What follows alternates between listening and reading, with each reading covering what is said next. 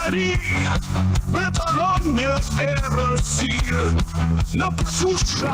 Broma, dojna. Je bërë shumë... Nuk krahasohet me një korp me një llofum trëndafili nga përmeti. Me një pëllum.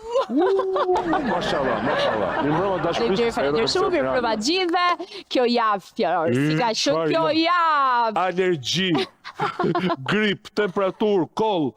Le të themi që na dhuroi atë gamën e zakonshme të lajmeve, kishim vrasje, korrupsion, gjyqe, aksidente, kërcënime, por një lajm bizotroi ndër të tjerët. Një lajm i showbizit politik konkretisht. Ngushtica Ormuzit. Po lëre, po çike këto mo të lutem, po jo, nuk krahasohet me këtë që do të them tani.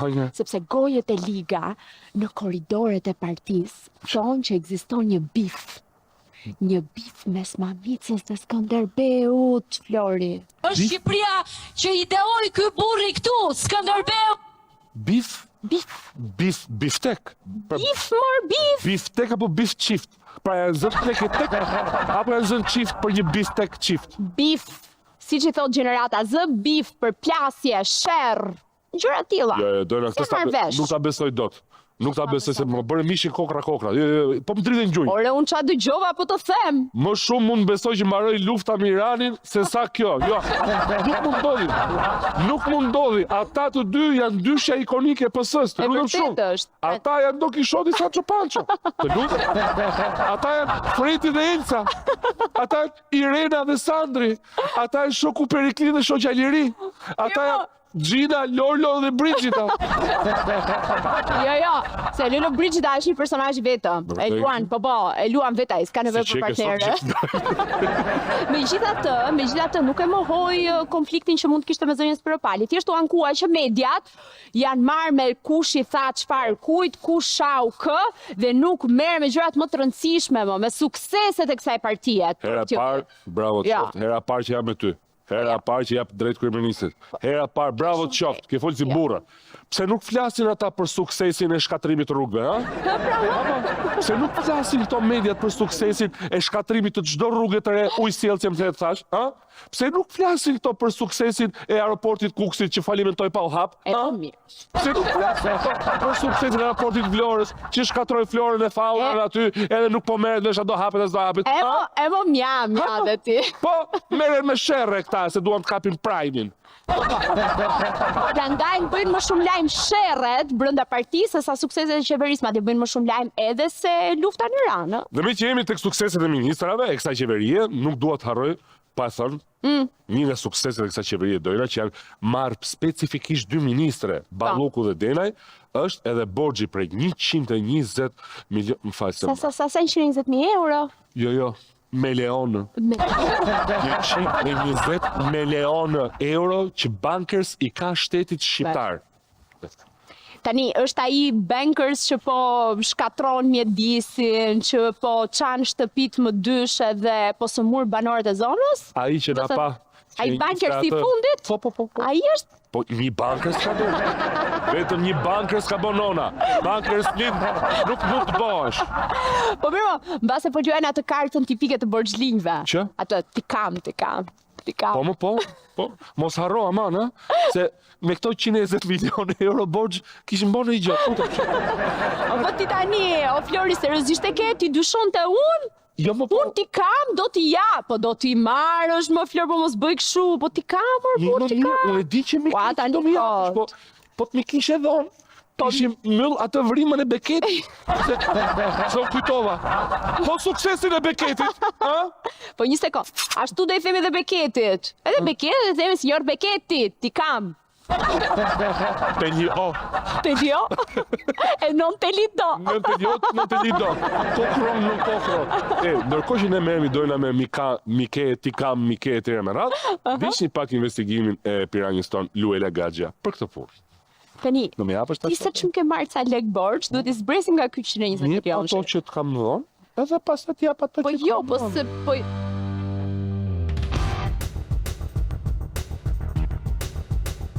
Kontrastet e Shqipërisë janë të shumta, ato hasen shpesh në politik, jetën sociale dhe ekonomi. Jemi një vend i bekuar sa i takon klimës, me 4 stinë, por prodhojmë shumë pak bujqësi, kemi male dhe dete, por një turizëm kaotik, kishim fabrika e uzina, por në vend të rritim investimet në teknologji, i shkatruam. Jemi një vend me nën tokë të pasur, me burime natyrore dhe naftë, por kemi çmimet e karburantit më të lartat në Europë. Dhe ne sot, përmes kompanisë koncesionare Bankers Petroleum, do t'ju shpjegojmë se këto kontradikta rrjedhin nga keqeverisja dhe korrupsioni.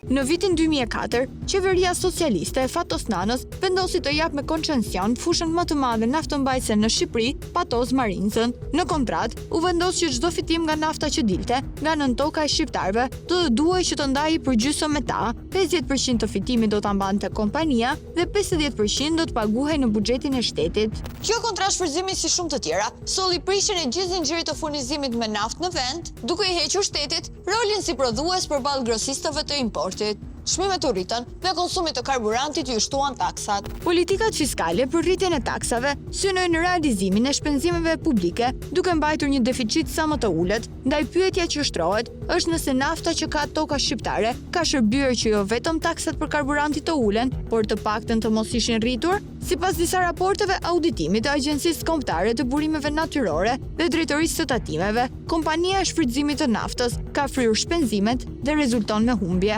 Këto institucione kanë arritur në konkluzionin që Bankers duhet të dertë për vitet 2011 dhe 2014 118 milion euro në buxhet, konstatim që është gjetur i drejt edhe nga gjykata ndërkombëtare e arbitrazhit. Minimalisht, taksa e tatimin mbi fitimin që do duhet të derte në buxhet çdo vit Bankers Petroleum do të ishte mesatarisht 50 milion euro në vit dhe nëse këtë shumë e shumëzoj me 20 vite që kompania po operon në vendin ton, i korespondon një shuma e prej 1 miliard euro që do të duhet të shkonte në shërbim të qytetarëve shqiptar. Pra, nafta na është marrë pa na kthyer asgjë në këmbim. Dhe kjo nuk është skema e vetme. Një hetim i prokurorisë Fier që po vijohet nga SPAK dyshon për qindra milion euro të tjera që Bankers Petroleum nuk i ka deklaruar fare si të ardhura në Shqipëri, por i mban në llogari bankare jashtë vendit. Nëpërmjet një skeme që quhet transfer pricing, thënë shqip, transferimi i çmimit. Për ta bërë të qartë për të gjithë, Bankers themelon kompani jashtë në juridiksione offshore dhe naftën që e eksporton ja shet firmave të saj me çmim të ulët. Dhe më pas, po vet Bankers nëpërmjet firmave që ka hapur e tregton me vlerën reale të tregut, ndërkohë që fitimin e mban në llogari jashtë, të patatuar dhe të padeklaruar në Shqipëri. Po sikur të mos mjaftonin të gjitha këto, Bankers dyshohet se është përfshirë edhe në një tjetër skem. Kanë ndihmuar kompanitë e shitjes së karburantit që të tregtojnë naftë pa taksë dhe pa cilësi. Gjatë viteve 2011 dhe 2012, kompania Bankers akuzohej nga eksponent të rëndësishëm të Partisë Socialiste se ishte e përfshirë në skemën e naftës kontraband përmes importit të solarit hollues, një lloj nafte me dëndësi të ulët, e cila injektohej në puse gjatë procesit të nxjerrjes së lëndës hidrokarbure. Duke qenë se lënda nevojitej për nevoja prodhimi dhe jo konsumi, ishte e përjashtuar nga detyrimi për të paguar taksën e akcizës. Dhe këtu kemi një tjetër truk. Sepse një pjesë e kësaj nafte që importohej për shpimin e puseve, ju shitej kompanive të pakicës që të shmangej akciza. Dy të këqija në një, naftë duke shmangur taksat dhe mbi të gjitha pa cilësi. Në vitin 2013, Agjencia Kombëtare e Burimeve Natyrore dhe Alpetrol monitoruan importin që kishte kryer Bankers për solarin dhe gjetën mospërputhje të mëdha. Në disa raste, holluesi ishte importuar në nivele të pashpjegueshme, sa 15% e prodhimit, ndërsa për periudhën dhjetor 2011, shkurt 2012, Bankers kishte raportuar se kishte përdorur 98.000 metra kub hollues, ndërsa llogaritjet e stafit të Alpetrolit argumentonin konsumi i holluesit ka qenë vetëm 47.000 metër kub. Gjysma tjetër ishte hedhur në treg? Me gjas, po. Për të ndaluar skemën, ligji për akcizat ndryshon dhe prej vitit 2014, koncesionari i Patos Marincës detyrohet të paguajë akcizën për solarin që importon, në këmbim këto shpenzime do të zbriteshin për efekt tatimi. Dhe çfarë ndodh? Prej këtij viti bie edhe konsumi i holluesit aq sa bie në sy edhe të Agjencisë Kombëtare të Burimeve Natyrore, të cilët e raportojnë. Nga vlerësimi teknik, mendohet se ende vlerat e përdorimit të olluesit gjatë vitit 2013 janë shumë të larta krahasuar me rezultatet faktike të arritura, sidomos në vitin 2014 me 7.5%, vitin 2015 me 5.3% dhe sidomos në vitin 2016 me 4.3%. Janë totalisht të paargumentuara dhe të papranuara norma të tilla të përdorimit të olluesit që arrin në vlerat 14 deri në 15% për periudhën janar-shtator 2013, ndërkohë që për periudhën tetor-dhjetor 2013 kjo vlerë luatet në kufit 8.5 deri në 9.8%. Por bankers, duket se është gjithmonë një hap përpara, duke gjetur një rrugë të re për të mos paguar aksizën. Ollusi nisi të bliej në tregun vendas, kryesisht nga RMO. Në këtë pikë, doganat i dërgojnë një shkresë ku sqarojnë se edhe nëse holluesi blihet në tregun vendas, akciza duhet të paguhet. Këtu historia bëhet intriguese, sepse bankers kundërshton dhe vazhdon të mos e paguajë detyrimin. Në vjesht të 2014-s, Dega e Doganës Fier vendos një detyrim prej 5.8 milion euro për pagesë detyrim akcize. Këtë akt konstatimi, kompania ankimon në gjykatë dhe këtu nis edhe një betejë gjatë ligjore mes shtetit shqiptar dhe bankers. Gjykata e shkallës së parë i jep të drejtë kompanisë dhe vendos që detyrimi të mos paguajë. Vendimi ankimohet edhe në gjykatën administrative të apelit, e cila në vitin 2017 shfuqizon sigurimin e padisë dhe lënë në fuqi pjesën tjetër të vendimit të gjykatës së shkallës së parë. Çështja ankimohet në gjykatën e lartë nga avokatura e shtetit, por edhe nga bankers, e cila nuk bie dakord për të shfuqizim të pjesëshëm. Pavarësisht nga përplasja në gjykatë, Ministria e Financave i kërkon vazhdimisht doganave bjelljen e detyrimeve korrente të akcizës për muajt dhe vitet që vazhdonin, siç janë edhe këto shkresa të dërguara nga ish ministri Arben Hametaj dhe ish zëvendës ministri Erion Luçi. Kontrollet për akcizën filluan në 2019, ku Dega e Doganave Fier mban një akt konstatimi dhe vendos që bankers i detyrohet 30 milion euro shtetit shqiptar për taksën e akcizës gjatë këtyre viteve, ndërsa e penalizon me 90 milion euro gjop, siç sanksionon edhe kodi doganor penalitetin 3 fish më të lartë në rast të mospagesës së detyrimit. Në total 120 milion euro. Mbas erdhi dita që koncesionari të derdh në buxhet disa taksa. Por jo, as kësaj radhe nuk ndodhi gjë. Kjo ndalet nga një letër që ish ministra Belinda Balluku i dërgon Ministrisë të Financave për të pezulluar veprimet në vjeljen e gjobës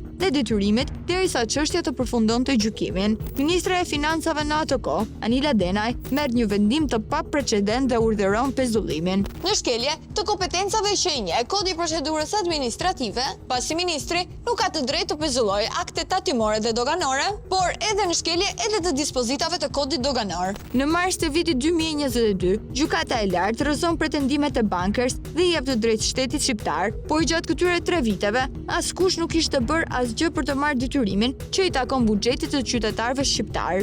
Bankers e humbe tejan edhe në gjykatën kushtetuese pas një ankimimi që depozitoi pas vendimit të gjykatës së lartë. Por edhe pas këtij vendimi që mban datën 25 korrik 2022, 120 milion euro të u harruan. Askush nuk kërkoi vjeljen e detyrimit. Do të duhej që hetimi i prokurorisë së Fierit të kalonte për kompetencë në SPAK, që ministri Petrit Malaj të hiqte pezullimin dhe të urdhëronte arkëtimin e parave 3 vjet më vonë, në shtator 2025. Megjithatë, duket se gjithë kjo betejë po rezulton pa sukses, sepse shteti shqiptar ende nuk ka arritur të marrë këto detyrime. Në dhjetor të vitit që lan pas, pati një përplasje mes kompanisë Bankers Petroleum dhe drejtorisë së doganave, ku këto të fundit bllokuan puset e kompanisë që ajo të derdhte detyrimin, por kompania pretendon se afati për të vjedhur këtë detyrim tashmë është parashkruar. Parat ende nuk janë marrë. Ndoshta diçka më shumë mund të na thotë ish ministra e Financës zonja Anila Denaj. Duela nga piranjat, pse keni urdhëruar pezullimin e ekzekutimit të gjobës dhe detyrimit për Bankës Petroleum me vlerë 120 milion euro? Sepse Zonja Denaj, keni një përgjigje për këtë? A ka kompetencë ministri i Financave të pezullojë vendime? Zonja Denaj, një përgjigje i lutem? Besoj se ju e dini shumë mirë për çfarë bëhet fjalë. ku je? Të xhamia. A e dini që kompania në fjalë po e përdor si arsyetim, të gjë. Agjërimin Dhe pjesë për të mos paguar taksën? shkresh, më ndak 20. A keni një përgjigje për këtë? Mbani ju përgjegjësi si ish ministre e Financave? Donin t'ju rikujtoj sërish që bëhet fjalë për Bankës Petroleum, për një gjobë me 120 milion euro që ju e keni dhënë vendim që të pezullohet për t'u ekzekutuar si gjobë? Jeni ndjeni? A ka këtë kompetencë ministri i financave? Ish ministra u mundua të na injoronte, duke preferuar të mos i përgjigjej pyetjeve tona, por faktet janë aty, së bashku me shkresën e palishme që ajo ka firmosur. Ndoshta shumë shpejt do të duhet të jap përgjigje, por kësaj radhe jo përballë mikrofonit ton.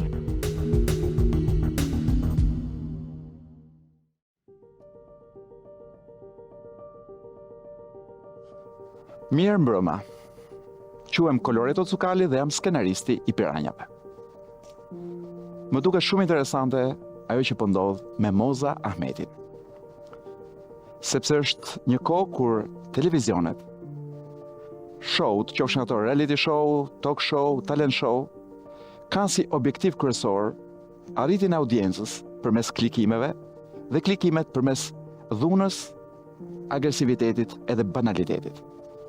Dhe në këtë situatë me cilën tashmë jemi mësuar, ja ku vjen ajo. Një grua shkrimtare, pa u sforcuar me 2-3 fjali, duke qenë vetvetja, me prezencën e vet, me personalitetin e vet, dhe bën që të dashurohet e gjithë Shqipëria. Kjo më ka bërë shumë kurioz. Sepse nuk mendoj që është thjesht lodhja jon nga televizioni i keq. Unë besoj që është edhe mënyra se si ne po reagojmë kundër falsitetit të showbizit.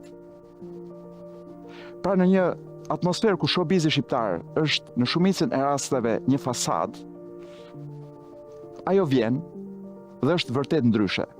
Aty ku gjithë përpiqen që të jenë autentik, original, ndryshe nga tjerët, dhe që janë në fakt pothuajse gjithë një lloj, ajo është vetvetja, jo bosh, por një vetvete me inteligjencë, me humor të hollë, edhe me një background kulturor shumë të mirë. Dhe bën këtë gjën pa pasur nevojë të ketë 1 milion fansa, pa silikon, pa që nevoja që të bëj foto gjysmë nudo në për jahta apo në për vende egzotike. E bën këtë gjën pa që nevoja të na përplas ballit një luks që shumica e rasteve është edhe i rrem. Prandaj besoj që ne kemi filluar ta duam aq shumë si personazh. Dhe kryesorja, Moza ka sjellë një gjë që prej kohësh ne na mungon. Është e lirë. Është e lirë të mendoj, por dhe thot atë që mendon. Pa filtra, pa pasur frikën apo merakun askujt, pa pasur komplekse si do dukem, si do reagojnë, çfarë do thonë, a do mrin sponsorat, ç'do mendojnë pronarët e televizionit, a do më heqin nga puna. Sepse është e vërtetë. Dhe kjo liri, për të folur, është diçka që hasim gjithnjë e më rrallë në një vend ku gjithmonë, gjithkund, sidomos në televizion, të kërkojnë të vihesh në rresht. Moza që duhet jetë paralelisht me ne ndërkohë tek ferma, është shembulli, do thoya unë kalimtar dhe i përkohshëm si gjithë shembujt e mirë, se si mund të ishte televizioni nëse do kishte më shumë artist, mendimtar, njerëz të zgjuar dhe jo konfliktual, përkundrejt asaj që ka me shumicë që janë influencerët, modelët, analistët, politikanët. Pra një televizion tjetër, ndryshe. Jo se Shqipëria nuk ka artist, por ka shumë pak artist të lirë. Për fat keq një pjesë e madhe e tyre e humbën lirinë për projekte bashkish, apo nga nevoja për të marrë një leje për të ekspozuar te kodi. A do zgjas gjatë fenomeni i Mozës? Nuk besoj. A do ndryshoj televizioni me ardhen e ikjen e Mozës? Kam dyshimet e mia. Nuk e besoj. Problemi ka rrënjët më të thella. Problemi nis me mënyrën se si konceptohet si biznes dhe si financë një televizion, kombinuar me degradimin e arsimit dhe ngritjen e kultit të ignorancës. Shto pas edhe faktin që arti në këtë vend nuk zhvillohet dot, nuk kultivohet dot, nëse nuk bëhet në oborrin e pushtetit. Dhe në këto kushte është e pamundur që të mbijnë, të rriten apo të çelin mimozat. Megjithatë, unë uroj shumë që e gjithë kjo valë dashurie për Mimoza Ahmetin të mund të përkthehet të paktën në shite librash për të. Faleminderit.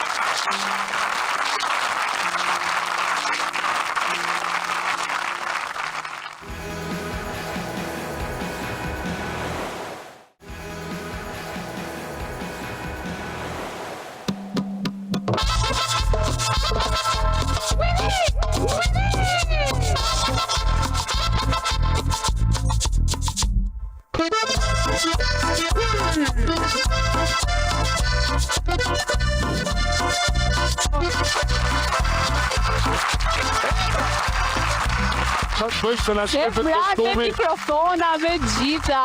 Çfarë bëj se na shkepet kostumi se kishte fat? Çfarë të çan ti? Dita për sfarkatën? I kam ditë. Tani dita E bëj. provojmë? Por puna është se s'kam pantallona rezervë. Unë e di që ti do që unë kem fresk. Por jo, her tjetër. Flor, tani do të shojmë një serial. E di, Hëmë. Ngushtica e Hormuzit. O, mo, po je fiksuar të ngushticën e Hormuzit. Prapë se Flor, gjitha po jo. Tani do të flasim për atë që po flasim fakt gjatë gjithë sezonit. Që është? Call centerat mashtrues. Se?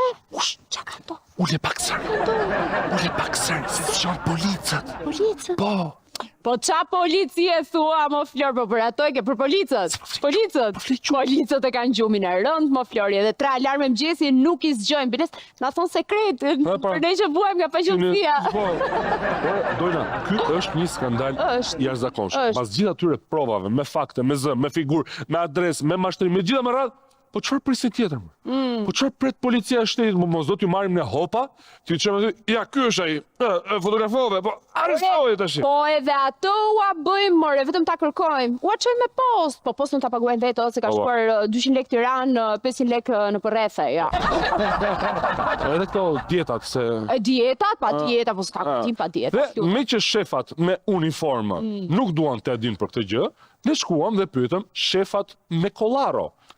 Politikanët. Edhe këto e kemi bërë? Shkuam tash të pyesim direkt politikanët, sepse këta politikanët kanë gjithmonë diçka për thënë. Me çfarë thon? Shive çfarë thosh. Fotokseri. Opa. Me shkrim. Siamo dal servizio qualità investimenti in Fininvest.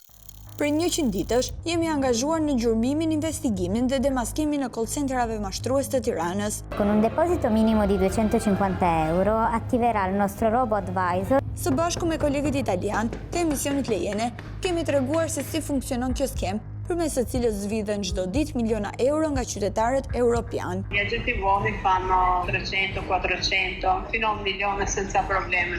Ndërkohë, pas këtij bashkëpunimi, të paktën në një rast, SPAK kanë ndërhyrë duke ndërprerë aktivitetin e njërit prej qindra grupeve mashtruese që operojnë në çdo cep të kryeqytetit. Spago, kontroll. Blici i agentëve të BKH-s në 2 prej kullave luksoze në qendër të Tiranës dha shpresë se diçka do të lëvizte, por sot, 3 muaj më vonë, duket se jemi në një rreth vicioz pas një rrugdalje. Call centerat jo vetëm që shtohen çdo ditë, po ndos të rikthehen aty ku e lanë, në vendin e krimit. Këto pamje janë xhiruar pak ditë më parë dhe tregojnë katin e 5 të downtown, i njëjti ambient ku sekuestrohen materialet e një call centeri me 500 vende pune që pritej të hapej. Për të hyrë në ato ambiente, është një mision thuajse i pamundur, por bashkëpunëtorët tanë sigurojnë se mashtruesit janë kthyer në aktivitet me të njëjtin intensitet, duke kërkuar të rikuperojnë sa më parë humbjet e ditave kur ishte e mbyllur. A do ta verifikojë policia këtë ambient dhe aktivitetin që kryet aty, të cilin ne po e denoncojmë? Jemi thuajse të sigurt që nuk do ndodh, ashtu siç nuk ka ndodhur edhe me rastin e denoncimit të kësaj vile në rrugën e Kavajës, në të cilën punonin rreth 70 operator. Ky është nga Turqia, është diskutuar. Shiko kur të hynë, si dhe ky është joni. Apo në rastin e një call centeri të ruajtur me bodyguard në Ring Center. Buongiorno, Luigi. Piacere. Cosa fanno qua? Se può dircelo. Posso chiudere la... Ah, sì. Policia ka qenë tërësisht indiferente edhe kur kolegu italian Luigi Pelazza i kontaktoi dhe i kërkoi bashkëpunim, madje duke i dorëzuar dhe hartën me adresat e sakta të call centerave. Siamo stati dalla Polizia Nazionale, ci ha ricevuti il vice direttore della Polizia Criminale, il quale quando ha visto la documentazione ci ha detto ragazzi, ci prendiamo qualche giorno e poi interveniamo insieme a voi. Noi gli abbiamo chiesto di poter seguire l'irruzione che avrebbero fatto nei vari call center. Torniamo in Italia, passa una settimana, passano 2, non succede nulla, scriviamo diverse mail, anzi fissiamo con loro alcune date che vengono puntualmente annullate. A quel punto, dopo un mese, abbiamo capito che qualcosa non andava. Kjo shmangje përgjegjësisë ndodhi edhe në rastet kur mashtruesit ishin brenda ambienteve dhe prezenca e agentëve të policisë mund të sillte një rezultat të mirë në kapjen e tyre, por nuk qethen. Si rregull, ka burgallësi me drejtoria, do vinë ato drejtorisë si e ndjekit si rast, do të vinë tin ato prezant. Ne jemi në mbështetje të drejtorisë, por ne nuk mund të hyjmë dot brenda pa qenë oficiale të drejtorisë. Tu non puoi suonare il campanello? Nuk mund të unë të jam unë jam autorizuar për ato. Neanche suonare il campanello si può. E facciamo noi allora. Në çdo call center të madh që shkojnë operatorët, pyetja e parë që bëjnë a kemi siguri këtu, se kanë hall mos kapen me këto që po ndodhin. Edhe përgjigja të vjen direkt. Kemi mbrojtje të fare, zguxon njëri të vike ne, që domethënë është shumë e vërtetueshme. Ata atje ndiheshin të sigurt dhe thoshin që kemi garanci të plotë. Askush nuk mund të na afroheshin. Kishin policinë në dorë. Atje janë gjithë shesat krijohet në një ide se janë të punuar në një bankë dhe jo në një vend ku mashtrohen persona të lirshëm. Janë totalisht mbrojtur dhe punojnë pa e vrarë fare. Dhe për këtë natyrisht paguhen. Variojnë edhe nga 20.000 euro e lartë çdo muaj, është logjike. Normalisht një call center i madh nxjerr miliona euro. Kur them 20.000 euro është shifër minimale, janë kështu gjëra të vogla, shifër qesharake për kafe. Akuzat tepër të forta ndaj atyre që paguajnë për të na ruajtur dhe për të luftuar shkelësit e ligjit, por disa fakte na bëjnë të dyshojmë se këto fjalë kanë shumë të vërteta brenda. Për më tepër kushojmë se sa me lehtësi kemi arritur të zbulojmë call centerat, edhe pse zhvendosen në mënyrë të vazhdueshme, ndërkohë që policia mbyll syt. Prandaj, 2 javë më parë i bëm këtë thirrje policisë së shtetit. A do t'i kapni këto keqbërës apo do të vazhdoni të konsideroni bashkëpunëtor të tyre? Por siç mund ta imagjinoni, nuk morëm asnjë përgjigje.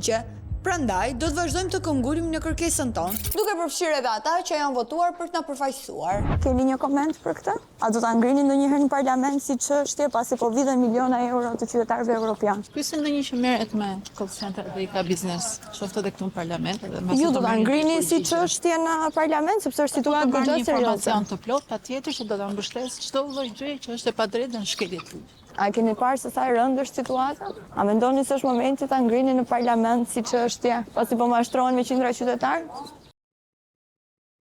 Çdo mashtrim është e rëndë, është vepër penale. A mendoni se është momenti që të ngrihen në parlament si problem, sepse po mashtrohen me qindra njerëz, me miliona euro? Nëse është çështje sigurisë, Të gjitha subjektet që operojnë në mashtrim dhe në evazion janë shumë të rënda pa diskutim. Çdo situatë kriminale e rëndës. Ato janë në hetim dhe shpresoj që të zbardhet sa më shpejt. A do ta ngrini në parlament si çështje? Po ajo është në hetim, çfarë kuptimi ka futet politika? Sa e rëndë është situata me call centerat mashtrues për ju? A do ta ngrini në parlament si çështje? A është situatë e rëndë për ju? Është shumë e thjeshtë, nëse ka vullnet dhe dëshirë, nëse do donte qeveria, mund të ishin gjetur këto lloj persona, se këto lloj grupe të strukturuar kriminale, sepse nuk janë thjesht veprime individuale, por janë në kuadër të një grupi strukturuar kriminal që veprojnë në Shqipëri. Policia nuk gjen shumë gjëra në Shqipëri, gjëra që ju i dini, ne i dim, bën bashkëpunimet e veta. Prandaj është policia në këtë gjendje që është. Shiko, ka efektiv ndershëm policinë shtetit sa të duash, por sot policia shtetit kontrollohet nga krimi. Nuk mundet krimi të kapi krimin. Sa e rëndë është situata me call centerat mashtrues të Tiranës që kemi denoncuar për javësh? Ju si deputete keni një koment për këtë? Pyesni administratorin e Tiranës dhe të Syrit.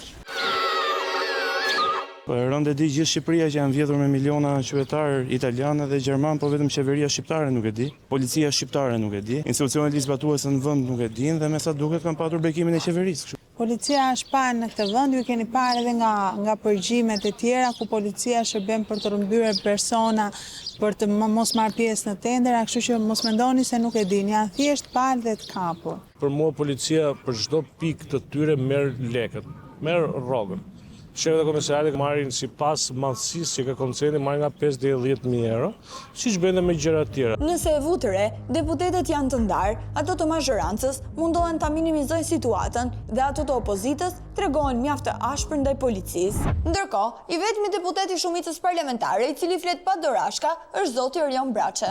Sa e rëndë është për ju si situatë? Shumë e rëndë është, sepse me thënë drejtën ka dy aspekte. E para që këta kanë krijuar bazë, e dyta që këta kriminalizojnë ekonominë, e treta që këta kriminalizojnë imazhin ekonomik të Shqipërisë, dhe e katërta që është akoma më e rëndësishme, të gjitha institucionet që duhet merren me hetimin e kësaj gjëje bëjmë pas. I kemi kërkuar me shumë gulm Autoritetin Mbikëqyrjes Financiare që duhet merret me Forex, sepse ka ekspertizën e dur, profesionalizmin, specialistët që duhet ta bëjnë këtë gjë. Dhe prej vitesh kanë bërë pas. A është momenti që të ngrihet si problem në parlament? Në Komisionin e Ekonomisë para rreth një muaji e gjysmë unë kam kërkuar këtë që ne të bëjmë koordinimin e gjithë këtyre institucioneve në një mbledhje të posaçme pikërisht për të goditur këtë fenomen. Nëse ne kemi arritur të gjurmojmë disa prej tyre në Tiranë. Këtë thash dhe unë në Komisionin e Ekonomisë. Policia është e paaftë t'i gjurmoj, t'i kapi, apo ka dieni dhe nuk mundet? Unë dyshoj shumë që policia nuk e di. Pra nuk do? Në kulla luksi nuk mund të ushtrohet aktivitet pa dijenit. Policisë një, tatimeve dy, e kështu me radhë. Po Ministri i Ri i Brendshëm, a do të bëjë një përpjekje për të dhënë fund kësaj situate të këtyre grupeve kriminale? Një prej kohësh kemi denoncuar për call centrat mashtrues të Tiranës. A keni ju dieni dhe sa e rëndë është situatë? A keni një koment për këtë? Besoj se e keni parë që është bërë mediatike edhe në Itali edhe këtu në Shqipëri. Madje në një aksion që ne kemi bërë së bashku me kolegët, kemi thirrur policinë dhe policia në atë moment na la dhe u zhduk. Është normale? Për ne kërkojnë ndihmë si media për një rast aq të rëndë si call centrat mashtrues, ku vidhen me mira qytetarë? Kjo është përgjigjja e Ministrit të Brendshëm, personi që duhet të mbajë përgjegjësi për përfshirjen e policisë së shtetit në këtë aferë korruptive.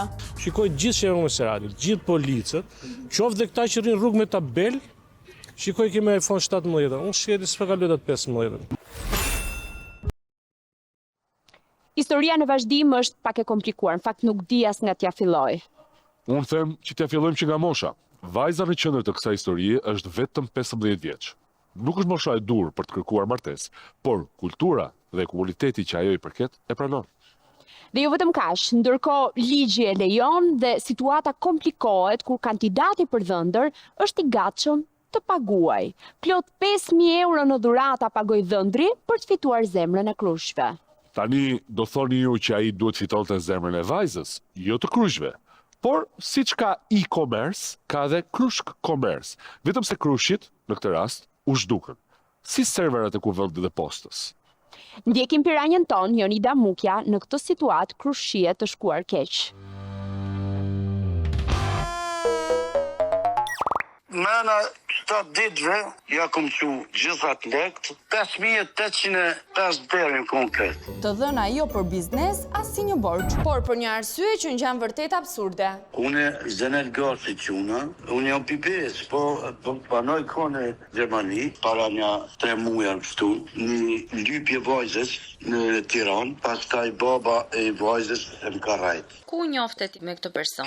Mua më ka njoft një mik që është i njoftu nga i me ta. Edhe jo është nga Kosova, mu më thiri, tha ka një gosta për djalin tim. Na kem bisedu mes kamerës, vajzën e ka shku djalin, edhe vajza djalin tim, ju më pëlqy, pas ka tha hade mi këtha, për Gjermanisë në Shqipëri, e unë të nesër që ju më nisë për Shqipëri, edhe ju më shku. Një histori që në fillim duket si një krushje zakonshme, me vizita në shtëpi dhe ndjekje të rriteve që kryen në raste të tilla. Më Allah, hajde në kohë me herë, inshallah, Allah i bashkëjesh. Ja, i kesh për harë. Inshallah një ka të zbërë pitime. Inshallah, o zoti ma. Modele, për hajër, si fëti gjikën, edhe unë e djallën. Edhe vetëm lumëduri e dashuri paqën jetën e vetëm zoti mate.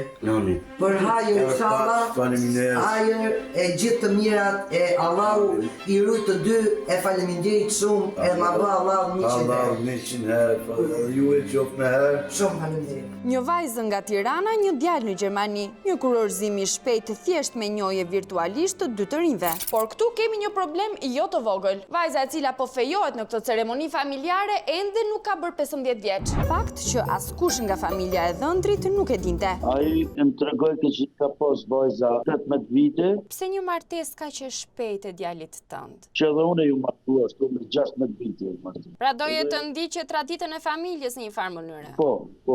Këtu duhet të sqarojmë se kemi të bëjmë me dy familje të komunitetit rom, të cilët në bazë të traditave të një kohe tjetër kombinojnë martesa për fëmijët e tyre minoren. Sa ditë keni qëndruar juve? Natë komplete, pastaj ka thonë duhet një jap lek për më përgatit për dasëm. Edhe ja kumlon një njerë aty. Por për te kësaj shume të lënë në tavolin në respekt të traditës, shenjë këtij kurorëzimi ishte dhe lënja e dhuratave për nusen, veshje tradicionale apo varse dhe unaza floriri, me një vlerë të konsiderueshme.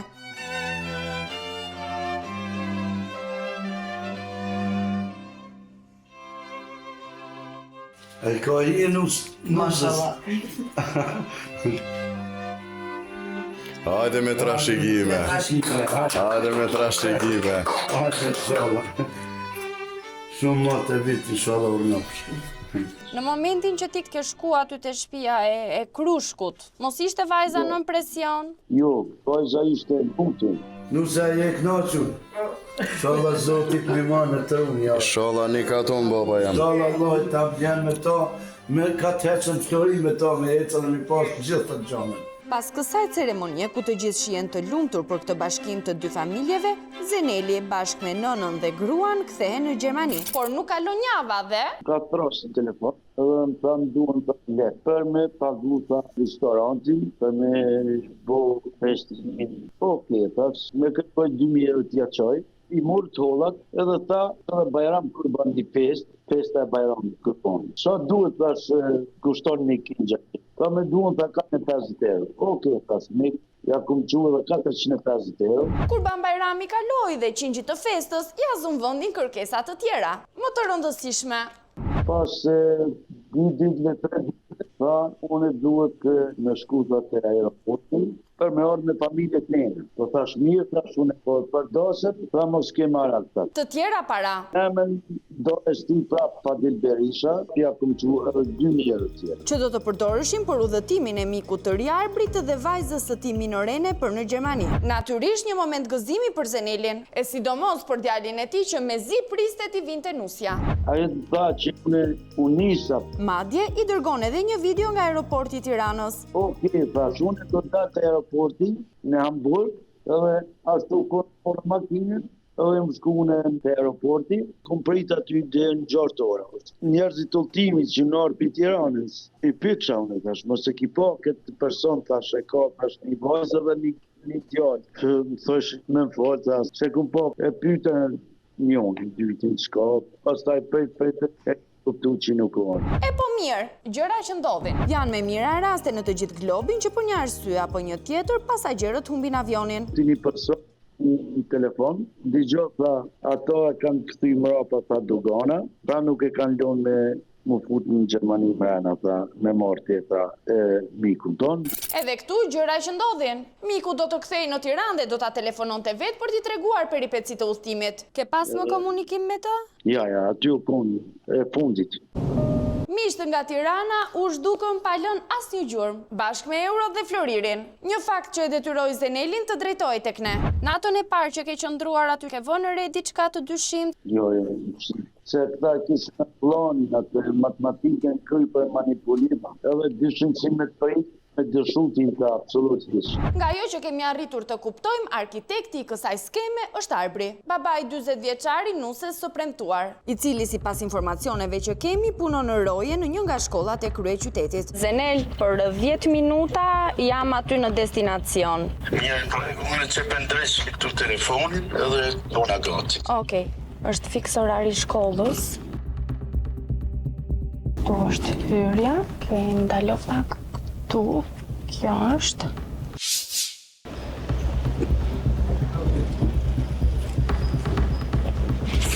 Jo, mos e lëre, se s'ka çfarë bën, se s'ka çfarë bën. Një sekond. Hiqe dorën. Një sekond. Ti Arbri, apo? Po. Unë të kërkoj ty. Mu? Po, ty. Ke një vajzë me Po. Okej, sa vjeç është sot? 15. Zenel Gashi, të thot gjë? Zenel? Gashi. Jo. S'të thot asgjë. Nuk ka që në shtëpinë tënde Zeneli. Në shtëpinë Zenel? Gash. Me foto mund të ma bish, ta shoh, edhe. Vajzën tënde nuk ja ke premtuar ndonjëherë që do ja japësh nuse për të birin Zeneli? Zeneli tonë vajzën time? Çfarë baba ke? Çan mund të bëjë vakez? Zeneli Gjermanis? U deshëm pak detaj që kujtesa Arbrit të rikthehet dhe nga një Zenel që nuk e njihte u kthye në Zenelin e Gjermanisë. Do ta tha dy vllai tani. Tani se dola. Në temë. Më kanë ardhur, më kanë kërkuar vajzën, me shkesë ka Serbia, edhe s'ja kam dhënë. S'ja ke dhënë? S'ja kam dhënë. Të gjitha këto që ti po thua, janë të gjitha gënjeshtra. Ti vajzën ja ke premtuar, ja ke dhënë. Ti, ky është pler. Të them të drejtën, pler është 5.800 euro dhe një grusht me flori. Vetëm një pler ti e pa të njohur. Tu ti je duke bërë për hajër, vajzën tënde në ato kohë vetëm 14 vjeçe. 14 vjeçe ka qenë vajza jote në ato kohë, sepse është e datëlindjes 12 Urdhro? Jeti kë? Është bashkëshortja jote kjo? Si mund të martosh një vajzë? Vajzën teme, e di unë 14 vjeçe. Po, ti mund ta dish. Po duhet të kesh parasysh që ke dhe një ligj për të respektuar. E para dhe e dyta. Të gjitha lekët që i ke marrë Zenelit për dasëm, për Kurban Bayram, për pasaporta, për faktin që do ikje në Gjermani. Se s'vajte kurrë në Gjermani të Zeneli. Kur nuk e shoj unë aty në Gjermani. Se po ti ke dërguar video Zenelit që je në aeroport dhe po nisesh. Po pyeti Zenelin çka ka thënë Zeneli. Çka ka thënë Zeneli? Jo, unë Zenelin patjetër që e kam marrë. Jam në orar të punës. Edhe unë për punë jam këtu, nuk jam për qef. Tani të kuptojmë pak se kush është personi që tërhoqi eurot në Western Union për llogaritë të 40 vjeçarit. Fadil Berisha kush është? Kush? Fadil Berisha. Çeli. Se një fas Fadilin. Mik, selam aleikum. Të mora se isha rrugës, të mora në telefon, po nashta je në zonën. Jam me gjithë gjojën e nusës që tu. A, lodhi shkreti ja bote lef. Hajde Allah i rujt, kur ti ke shkohen, merëm telefon. Shita janë të fakte se i ke. Pa. Vajzën temë unë s'ja kam dhënë, vetëm për 2 arsye këtina. Pa. Se djalin e ka pas të martu. Gjatë gjithë kohës, Arbri ofendon dhe etiketon Zenelin si gënjeshtar. Prandaj, leti ballafaqojmë për të kuptuar se deri ku mund të arrijë niveli i gënjeshtrës. Atëherë, Zenel, përshëndetje. Ja ku jam. Zotria këtu është duke më mohuar çdo lloj gjëje dhe po më thot që asgjë nga ato nuk është e vërtet. Zenel dej që tu i ki pru punë. Patjetër, edhe më lart do t'i çoj. Misha po thëmë. Ki lujt me mua, më ki manipulu. Unë e ty. Po qore, kjo kur gjo nuk o që ka me të gjojt për me. Mu, a shef që apërcion, është? Ti ke marrë lekët, e ke mashtruar. E ke mashtruar, e ke fut në shtëpi. E ke fut në shtëpi. Ka mundësi ta mellu në punën e ti ku nuk respekton kushtet e familjes tënde, nuk pretendoj, jo nuk e heq mikrofonin. Pse ta heq mikrofonin? E ke merituar të vish deri këtu. Se po amena, i ka me. Se duhet të më qivet, s'kemi punë me ato fare, unë jam këtu për ty. S'kemi kap ti... Jam këtu për ty, s'kam punë me ato fare. Qa kërkon ka unë e ti? Qa kërkoj? Në çfarë kushtesh jene, si mundet një prind të punëtoj për nuse një fëmijë, që është fëmia e jot, vetëm 14 vjeç në ato kohë. Dhe këtij zotria ke prezantuar për 17 vjeçë për 18. Zenel? Ashtu është, më ka pru pi Gjermanisë në Shqipëri. Kush ka pru, thuj, kush ka pru, thuj? Po s'ka si të vjen tjetri paftuar në shtëpinë tënde. Po mund si jam në orar të punës. Po edhe unë në orar të punës jam, duhet i kishe marrë parasysh çdo gjë që ke bërë. S'ke që me mba mua, e gra. Në një rast, kur një baba kërkon të bëj pazar me vajzën minorene, ajo që ne mund dhe duhet të bëjmë është që të gjithë të material ta dorëzojmë në polici. Le të jenë organet ligjzbatuese ato që do të shprehen për këtë rast mashtrimi. Jo, nuk ka mundësi. Po jo, informacion do japësh ti në mos të unë të dikush tjetër, po patjetër. Në polici po, po do jenë institucionet të tjera që do shprehen. Delar. Shpjegoju këti, mos më shty, se s'po të prek me duar. Prek kam me duar. Shpjegoju. Shpjegoju. Me ty flasu në tani. Dhe sa vetave të tjera ke premtuar vajzën, Arbër? Ke lënë orarin e punës. Dhe sa vetave të tjera ke premtuar vajzën? E për tash... I ka rënazët, i ka marrë tesha. Unë na shpëtosh neve, po diku do mbash përgjegjësi.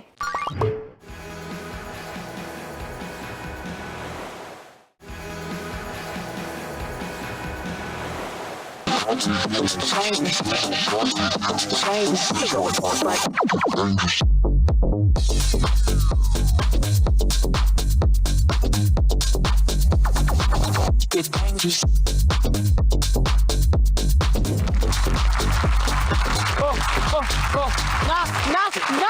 Ju lutem shumë. Dojë një lëndë shkollore këtë muzikë. Po përgatitesh për fundjavën. Fundjava, dojna ku ti qenë një javë pushim, si ku ti parkojmë kalamojt. Të vjera, më të vjera. Shvjerë me rete aty, pushoni! Tani një flasë për një gjë absurde, njësoj si që duket absurde kjo muzika Dojnës. Do flasë për një qytet të vogël në Shqipëri, dashur Dojna. Jepi. Shumë i vogël, por që ka këllqe të jashtëzakonshme financiare. Kush është? Bëhet fjalë për Rogozhinën. Rogozhina, po. Sepse në Rogozhinë, një biznesi i është vënë gjop 35 milion lek të vjetra. Çfarë? 35 milion lek? Rogozhina e vogla. Po fal, po. Kë ka gjë bitur me 35 milion lek? Mos ka gjë Apple zyrat qendrore në Rogozhinë? Mos larg qoftë. Pse? Po çfarë zyrat e Apple në Rogozhinë nuk janë as zyrat e farave shaqinve, as zyrat e farave të mollës, as gjë. Bëhet fjalë për një farmaci. Farmaci? Po, e cila sipas tyre që i vun gjobët, ka bërë një ndërtim paleje. Ndërtim paleje? Dhe gjeje pak, çfarë ndërtimi paleje ka bërë? Resort? Jo. Hotel? Jo. E gjeta. Restorant me yje Michelin. Ju afrove për jo. Ka hequr dritarët e vjetra, ka vënë dritarët e reja. Ja, mos ja fut. Ja, jo Rogozhina, Po me 35 milion kishte hapur një farmaci të re? Kisha hap 35 farmaci në Rogozhinë me 35 milion lekë, të lutem shumë. Prandaj dhe ne çuam atje Mr. Red. Mr. Red, okay. E kërkuan këtë James Bondi, i thanë, është Joni. Është Joni Rogozhin. Shko Rogozhin atje, i cili, jo vetëm shkoj për të hedhur dritë, por mësoj dhe diçka. Në Rogozhin, ata që ta rrasin gjobën, të mësojnë dhe si mos ta pagush. Pra shteti. Ai ta ve, ai ta heq. Kishoja fatas, po kjo që nga për lëndë në shkollë, mo Flori. Unë them bëjnë Rogozhinën kryeqytet. Ka lezet, shive gjik, shive. We love Rogozhina.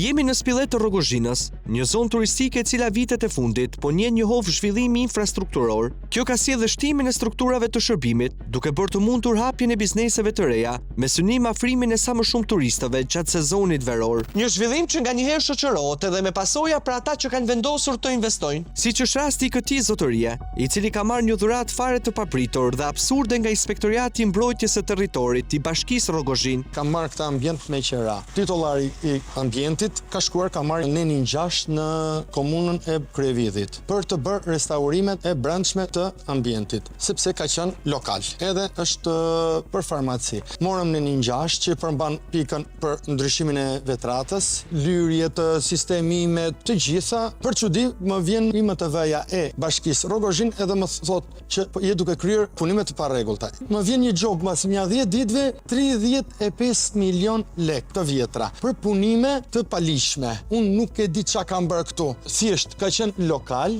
edhe po bëhet për farmaci. Është lyer, asnjë gjë nuk është ndërhyr. Këtu ka qenë banaku i lokalit. Edhe hoqa banakun e lokalit, edhe bura banakun e farmacisë. Vesha atë me USB për estetik, sepse unë nuk e kam lokal, e kam farmaci. Bashkia e Rogozhinës erdhi dhe më tha, je në kundërshtim me ligjin, ose tha 3 milion lek i dua unë kafe, që ti të procedosh me kush të tha? Gjino Memaj, krye-inspektori i IMTV-s. Një akuzë rënda një funksionari publik, që përderisa është e pafaktuar, i takon organeve ligjzbatuese ta verifikojnë nëse është e vërtet. Ndërkohë ne kthehemi tek problemi. Ishin të vjetra, edhe vundëria urdhëroni është 0.8 cm. Hoqa xhamat e vjetër, edhe vura xhamat e rinj. Xhamat e vjetër janë dhe jashtë. Kur më vurën gjobën më than, nga që është për biznes dhe ndodhemi në buzë të detit është 350.000 lekë të vjetra për metër katror. Më tha që është 100 metra katror. Ndërkohë ne këtu kemi 82.5 metër katror. Mund ta shikoni edhe këtu.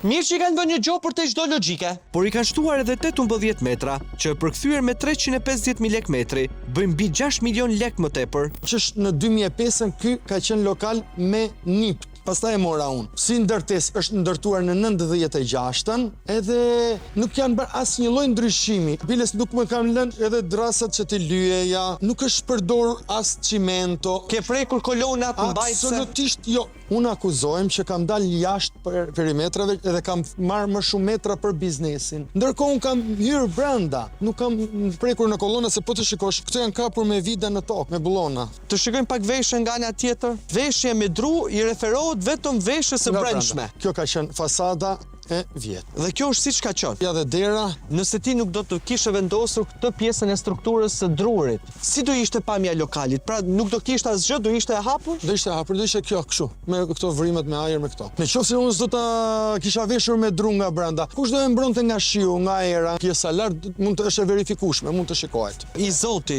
i lokalit nuk e ka pasur të veshur me diçka tjetër nga brenda këtë dhe i ke heqti ato dhe ke vendos këto? Jo, nuk ka qenë siç është në këtu, siç paraqitet. Referuar lejes së marrë nga pronari i biznesit, Ismail Muça, në njësinë administrative të kryevillit, më datë 22 janar 2026, kur nditen dhe pika se çfarë punimesh mund të kryen referuar në 1.6 të VKM-s 408, shihet se deri më tani Aureli nuk ka kryer asnjë shkelje. Pjesë e punimeve që nuk kanë nevojë për leje ndërtimi janë dhe riparimi dhe rinovimi i dyerve dhe dritareve, përfshirë vendosjen e xhamave, punime të jashtme, si ndërhyrjet e mirëmbajtjes së zakonshme, kur sillin ndryshime të karakteristikave apo formave, riparimi dhe restaurimi i sovas, veshjeve dhe ngjyrave, si dhe struktura që instalohen për nevojat të përkohshme, pa themele, me materiale të çmontueshme, pa përdorur beton, si grila në këtë rast, apo dhe veshje me material druri, që në rastin e fjalë, më shumë se dekorativ, është funksional për mbrojtje nga shiu dhe mbi të gjitha është vendosur në pjesën e brendshme të objektit. Gjoba mua këtu më është vënë për këtë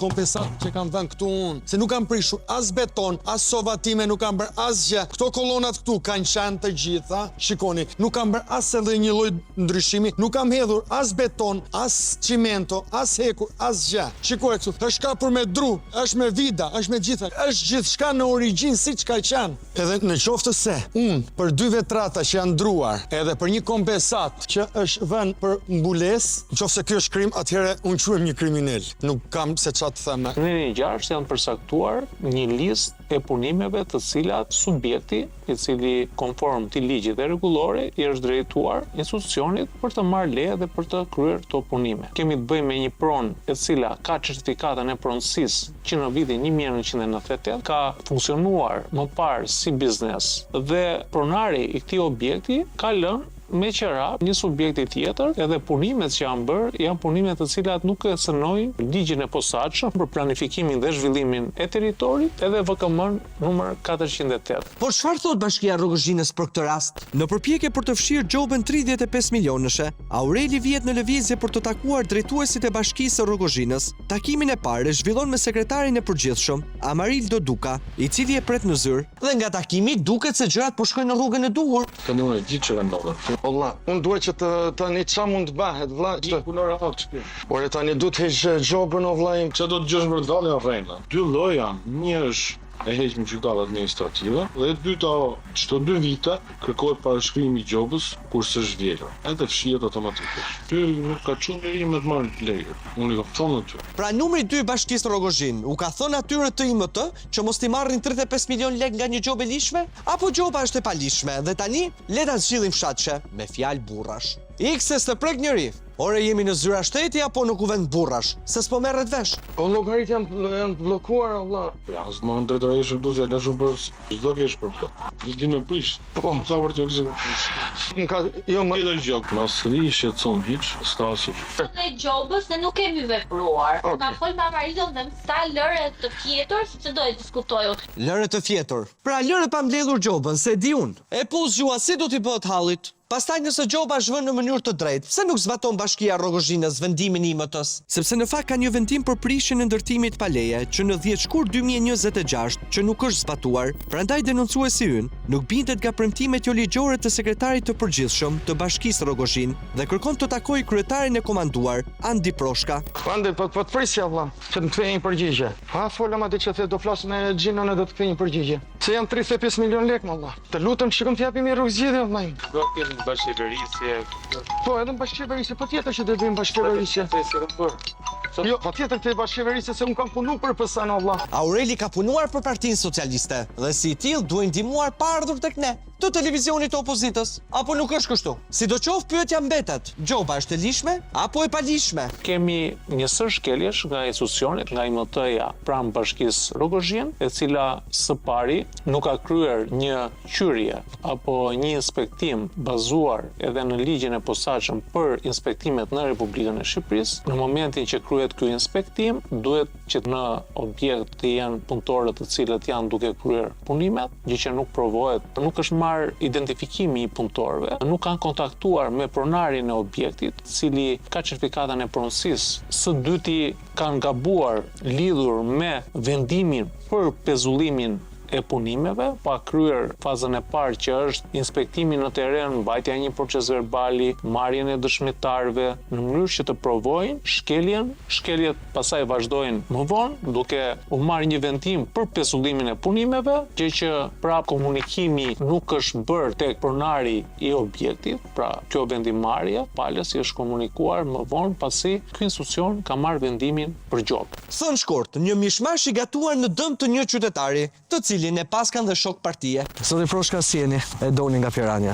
Është vendosur një gjobë 35 milion lek nga Inspektorati i Mbrojtjes Territorit Bashkisë së Rogozhinës ndaj një qytetari me pretendime se ka ndërtuar pa leje. Në proces verbalin e konstatimit ke vetëm 2 firma e inspektorëve, ndërkohë që një grup të quhet legjitim nga ana ligjore duhet të ketë paktën 3 persona. Këtu kanë firmosur vetëm 2. Gjoba është 35 milion lek dhe i është referuar një perimetri prej 100 metra katror, ndërkohë që një certifikat pronësie është 82.5. Pra, edhe nëse shkelja ka qenë korrekte, proces verbali i konstatimit është nul sepse thuhet 100 metra katror, ndërkohë që është 82.5.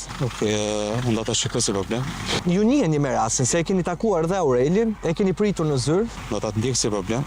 Edhe do shikojmë se çfarë mund të bëjmë për rast. Por kanë kaluar shumë kohë dhe tashmë gjoba 35 milion është aty. Këtu thuhet që ka ndërtim, ndërkohë që zotëria e ka gjetë ndërtesën siç ka qenë, thjesht kur e ka marrë ky për biznesin tjetër që është farmaci, normalisht do hiqte banakun e lokalit dhe ka vendosur grilin. Gjobat nuk i vendosën. Ju jeni titullari i Bashkisë. Titullari i institucionit dhe keni firmosur shkresën për cilësh, për 35 milion. Është përgjegjësia e kryeinspektorit, ai ndjek punimin në terren, bashkë me inspektorët e drejtorisë. Ndërkohë që një person kysh në gjobën prej 35 milion lekësh është dhe numri 2 i Bashkisë së Rogozhinës, Amarildo Duka, i cili pas 7 orësh gujim në zyrë, pa pranuar që të na takoj, u largua nga një dritare pas me ndërtesës. Ora shënon 16:20 minuta dhe punojësit e fundit të Bashkisë së Rogozhinës janë larguar. Prej 7 orësh, sekretari i përgjithshëm i Bashkisë, Amarildo Duka, qëndronte ngujuar në zyrë. Sipas informacioneve, momentalisht nuk ka asnjë punonjës në zyrë, ndërkohë që nga dera nuk ka dalë, nga cila prej dyerve apo dritareve mund të ketë dalë zoti Duka. Nëse ka dalë nga një nga dritaret që ndodhen prapa Bashkisë, mbetet e paqartë se nga se mund të ketë frikë një zyrtar i lartë publik që të përballet me një gazetar që kërkon një përgjigje të thjeshtë përveç se nëse ka shkelur ligjin. Ndërkohë, pas arratise spektakolare nga dritarja, zoti Duka bëhet i gjallë, jo vetë, por nëpërmjet një lajmësi. Të gjithë zyrtarët e Bashkisë duket se janë bërë bashkë në këtë shpërdorim të pastër detyre, njëri që premton dhe tjetri që bën sekserin. Ndërkohë, na ka mbetur të takojmë edhe personazhin kryesor të kësaj historie, kreun i Inspektoriatit të Mbrojtjes së Territorit të Bashkisë Rogozhin, Gjino Mema, i cili akuzohet nga Aureli, jo vetëm për gjobën, por edhe për kërkesën që i ka bërë. Bashkia e Rogozhinës erdhi dhe më tha, je në kundërshtim me ligjin, ose tha 3 milion lek i dua unë kafe, që ti të procedosh me kush të tha? Gjino Memaj, kryeinspektori i IMT-s. Është vendosur gjoba? Po. Dhe kanë firmosur vetëm 2 inspektor. Po. A duhen të jenë 3? Jo, lejohet mbas ligjit, lejohet. Lejohet edhe e 2? Po, edhe 2? Dhe me 2, po. Po si mund të arrihet kurumi për shembull nëse njëri nga këta nuk është dakord? Po s'ka lidhje mos jetë dakord, më ne jemi në inspektim, kur jemi në inspektim, nuk ka si mos jetë dakord. Shkelje të tjera, të cilat kanë të bëjnë edhe me pjesëmarrjen e inspektorëve, pra është marrë një formular i konstatimit të kundravajtjes administrative, për të cilën numri i inspektorëve është 2, ndërkohë që ligji ka të përcaktuar që duhet të jenë 3 inspektorë të cilët duhet të jenë të fushës, kanë studiuar në fushën e inxhinierisë së ndërtimit dhe janë kompetent për të marrë një vendimarrje të tillë. Zonja nuk ishte prezent, Unë si kam zbatu rregulloren. Jom qytetar, nuk kam lidhje fare me zotrin që e zotrin. Gjoba është vendos në emër të zonjës, ndërkohë që leje në njësinë administrative për punimet në bazë të neni 6 e ka marrë zoti i dyqanit. Po se më thaj, zonja është pronare aktivitetit. Në këtë rast, duke qenë se tashmë unë njohëm dhe me faktet, a nuk është nul ky vendim? Jo, të lutem, po ta them në mënyrë miqësore. Nëse ndërtimi, për shembull, mbulohet në të 4 faqet, ai kalon në vëllim ndërtimor. Dhe zotria ka marrë masën e gjobës dhe zotria ka drejtë të ankohet. A kupton se unë as do të bim qaf, as po mram qaf, po ti me këto që po i bë dom vetes tate. Po unë jam rregull valla. Jo, ai po shkatron mua tash që më çet mua në televizion. I shkatrojmë biznesin dhe ekonominë një qytetari dhe merakosemi se po dalim në televizion. Ky është hall më vete. Ta marrim fëmijëçën që shkelur ligji. Ky zotria e ka shkelur ligjin dhe ka bërë shumë gabim. Gjoba është vendosur 35 milion lekë për 100 metër katror. Ndërkohë në kontratë qeraj me certifikat punësie janë 82.5. Unë me matjen që kam bë, me fjalë më kanë dalë 100 metra katror. Por nuk është 100 metra katror. Dakor, ai ankimon atë pjesën, do t'ja bëjmë për 83. Po pse ta bëjmë tani? Pse se keni bërë? Por unë kam bërë në vend, më kanë dalë 100 metra katror. Po e ke mat gabim? Po më muash më kanë dalë. Certifikatën e punës. Por muash më ka dalë. Duhet të ndryshoni metrin. Po jo metrin tash unë edhe mund të gaboj njeriu ka ajo pjesë. A nuk del nul vendimi? Po jo më do merret në 80 për 83 metra. Kjo është një job në masën e 3 milion 500 mijë lekëve, është bërë një kualifikim i gabuar i shkeljes. Nëse ne do të marrim të mirëqen që përllogaritja nuk është e saktë, sepse ai ka qenë një sipërfaqe e cila ka qenë e mbyllur dhe matja e metrave të pretenduar është në kundërshtim me ligjin sepse ajo është një objekt me certifikat pronësie. Shkelja tjetër më e rëndë administrative që është në tejkalim edhe të procedurës, kur kjo gjop nuk është vendosur pronarit, ti marrim të mirëqenia të gjitha që këto janë të drejta konstatimet e tyre, por i është vendosur subjektit i cili e ka marrë me qera. Më po mbien qaf. Ty shumë se sa ne në qaf të ka rënë metri besoj. Ai bën vetëm për të presion psikologjik për administratorën. Pra ju jeni në presion psikologjik për momentin. Për ditë po patjetër që po. Ky më është bëj bezishëm për 35 milionë. Po shumë kohë. Se kush i ka rënë në qaf kujt, mjafton të verifikohen të gjitha faktet dhe për më tepër mjafton të dëgjohet se si kërkojnë ta mbyllin çështjen drejtuesit e bashkisë. Sidoqoftë tani çështja është në dyer të gjykatës dhe do të jetë ajo që do të vendosë se kush ka kryer shkelje. Këto shkelje bëjnë të vendimarrja apo këtë inspektim nga ana e këtij inspektoriati të pavlefshëm, jemi në kushtet edhe të shpërdorimit të detyrës. Rikthehemi të flasim për zonjën Elena Demollari, e cila na dhuron një prej memeve më të bukura të këtij viti. Meme na e dhuron, ndërkohë solucionin e saj magjik e jep me këste. Unë them që kjo duhet futet edhe në tezat e provimeve. Për shembull, ese me temën "Merre sigur gjet avokatin se po kapën pejranjat". Por ne menduam se mbas disa buje, zonja Demollari do kishte zënë mend dhe do kishte ndetur pak kohë larg ekranit. Por kështu menduam ne që nuk marrin vesh nga yjet, sepse zonja Demollari kishte plane të tjera, ajo doli më njëherë në televizion për të pastruar imazhin e saj. Tani ne duhet zbulojmë Flor. A ka pastruar imazhin apo e ka dhangosur më keq? Po to kseri si bego. Se ja të Nuk ka prova, nuk ka fakte. Moj më ndiq! Elena Demollari, astrologe armekullive e cila prej kohësh promovon veten si zgjidhëse problemesh personale, shpirtërore dhe madje edhe lidhjesh njerëzore, është rikthyer sërish. Duke na akuzuar si të paguar për të prishur imazhin, madje ajo ka kapërcyer çdo vit të kuqe, duke na kërcënuar hapur në rrjetet e saj sociale në një formë sa makabre, aq edhe qesharake njëkohësisht. Sidoqoftë, kjo është pjesa më e parëndësishme e kësaj historie, sepse pas transmetimit të emisionit, ajo u shfaq në ekran duke pretenduar se synimi ynë ishte t'i dëmtonim imazhin dhe duke mohuar kategorikisht se ofron zgjidhje apo ndërhyn në jetët njerëzore. Do të thojë që është për të mprishur imazhin tim si astrologe dhe për të nxjerrë nga tregu. Deri tani nuk kam mashtruar njeri, unë nuk detyroj njerëzit që të vinë te Elena, njerëzit vinë vetë. Një logjik që po ta ndjekësh deri në fund i bie që çdo mashtrim është i justifikuar. Mjafton që viktima të trokas vetë në derë. Është një faqe që zonja e nderuar që i shet ato është e licencuar, ka faqen e Instagram, po unë s'duhet ta përmend. Në daljen e saj televizive, zonja Elena distancohet nga çdo produkt konkret, duke folur për një zonjë tjetër të licencuar, që shet këto solucione misterioze, por që çuditërisht nuk duhet përmendur. një personazh fantazm që shfaqet vetëm kur duhen hedhur përgjegjësitë diku tjetër. Pra sipas saj, jo vetëm që nuk ekziston produkti, por ekziston njëkohësisht edhe një komplot për ta bërë të duket sikur ekziston. Në telefonat unë nuk kam përmundur solucion ribashkimi. Ajo vete mendon kështu se ka parë emisionin ton, ndërkohë që ne kemi ende materiale të patransmetuara. Afrimitetit bëhet me solucione që nga metur në TikTok, bëhet me solucione. Gazetarja pretendonte, domethënë ka qenë manipulimi që pretendonte që unë do nxjerrja solucionin për t'ia shitur. Solucione. Po fati im deri diku që unë e kam kumtuar që ka qenë kurrë. Pra, problemi nuk është që po shitej një solucion 500 euro, por që dikush e kapi në momentin që po e shiste. Dhe ndërsa në studio zonja mundohet të pastroj figurën dhe të ndërtoj një realitet paralel, ku sipas saj asnjë fakt i publikuar për të nuk është i vërtet. Jashtë ekranit, historia është krejt tjetër, sepse në redaksin ton kanë mbërritur me qindra mesazhe nga qytetarë të cilët shprehen se janë mashtruar prej saj, duke rrëfyer histori të ngjashme të premtimeve të pambajtura dhe parave të marra në këmbim të shërbimeve të dyshimta.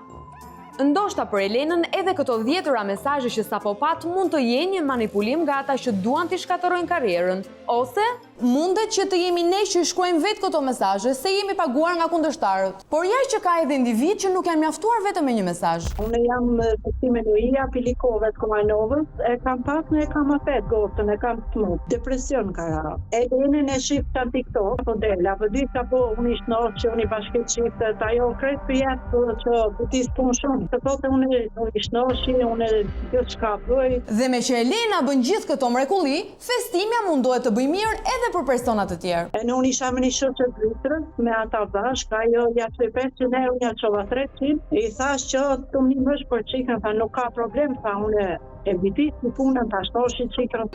Unë Elenën më ka njeftu që kjo festimja, që kjo shoqja jene. Kjo ka hin lidhje, edhe më tha muë, shëreta, kjo tha kamët një mut, ti heksa më të këqia, shaki, se unë shumë jem kohë nervos, në depresion jem kohë. Dhe jam thash për unë të një mëj, e më i kënej, jem kontaktu më ta, mi ka këshyrë kohë, që aty për para, a më thonë dishka që gjeta, disht vërtejta, hiq, sa më mi që tha 350 euro. Edhe unë ja qova ato 350 fronga. Deri në këtë pikë, diçka e kemi shumë të qartë. Premtimet e Elenës për të shëruar sëmundje dhe për të nxjerrë njerëzit nga depresioni janë të njëjta për të gjithë klientët. Ashtu sikurse janë edhe shumat e parave që ajo merr në këmbim të tyre. 300 këtu, 500 atje, duken shuma të vogla, por të gjitha bashkë e bëjnë një rrogë që edhe mjeku më i mirë psikiatër do ta lakmonte. Sipas zonjës Elena, premtimet kanë qenë të drejtë për drejta, shërim, zgjidhje problemesh dhe ndërhyrje në jetën personale. Një CV që nëse do të funksiononte realisht, do zëvendësonte gjysmën e institucioneve. Elena tani s'ka fol një njeri. Aja thaj ke një moshkën, o konë të punu më taj moshli. Që shë ka po themni nuk e dijaj. Po ishte dhe një person tjetër, po Elena arritër kontakt. Kush ishte ky person, ka arritur ta shikosh? Shërimin s'ka dim, polla, vetë i thot që në mitri Elena, që i thot e në unë ju një mëj, a për di që për bocën e për bashkëpunë me Elena, punëm bashkë. Në të dyja rastet, përmendet një person i dytë, i prezantuar si mjeshtër, identiteti i të cilit mbetet i paqartë. Me sa duket, ai është krye magjistari, i cili drejton këtë skuadër magjike, pjesës së cilës është edhe astrologja jonë. Po i mund do i kisi, më thonë si duhet nda unë nga luftër, si thonë një të lodrat vokla, si ku i ditë, kështu me shkop. Po i merë të si trumëllata një i bitet me shkop, ding, se unë i shnoshë që shtonë dhe ato të shumë, ta përdin, unë i bije që mi shnoshë, mite, kur ka probleme. Kjo më thakë më garantoj që unë e ta shnoshë, unë e krejtë për të mos e t'i gale, krejtë unë ta bëjt që shkaton. Shërim me tambure, një lloj si indianët e Amerikës në kërkim të shiut. Por le të bëhemi serioz, sepse metodat e përshkruara nuk kanë asnjë bazë të njohur shkencore dhe na prezantohen si forma shërimi që kushtojnë qindra euro. Dhe natyrisht nuk kanë asnjë rezultat tek persona që në të vërtetë kanë nevojë për mjek dhe jo për sharlatan të tillë. Kur gjë s'm ka bos, nuk kanë i mos një gjë. Unë veç parë të ka morë, kur gjë s'm ka bos, bosën atë që është të smut e ka. Niha Elena, se kom shkru, po atë më këthy, tha jo ai mjeshtri jemi, ka mosë, s'keni kry pun, ju kokët mashtru, sa të ju qasën gazetar të thiri. Sa që losht s'kom zemë, s'kom tha thire mjeshtën, të ka thonë Elena, po atë më këthyje. Më ka thira i njëri, tha, unë tha ti kthej 300, tha po 50 jo, veç po se a bën publik. Në momentin kur kërkohet kthimi i parave, përgjegjësia zhvendoset tek personi tjetër, por parat në shumicën e rasteve nuk mund të kthehen. I kanë shkruar, i kanë thonë se kur gjotën ke bo, a mi këthën paret, nuk ka, ato kanë shku, ta unë kam një mund, për pare të kërko, ta më të kërko. Po thash, më të shqenin jashtë një ashtru, thash, mund është më hongër edhe burë kështove. Tani, ajo, jo, t'kanë bo ma zhikja, jo, t'kanë të vorë, jo, t'kanë bo me ujë gjenjazës, të s'di shamë thajke, bashkë mishtini e thët mishtini. Nga shërim energjitik në terror psikologjik, me qëllim mbajtje nën kontroll të viktimave që mashtrojnë. Ndaj dëgjoni pak me vëmendje këtë zotëri, i cili në dëshpërim ka kërkuar ndihmën e Elenës.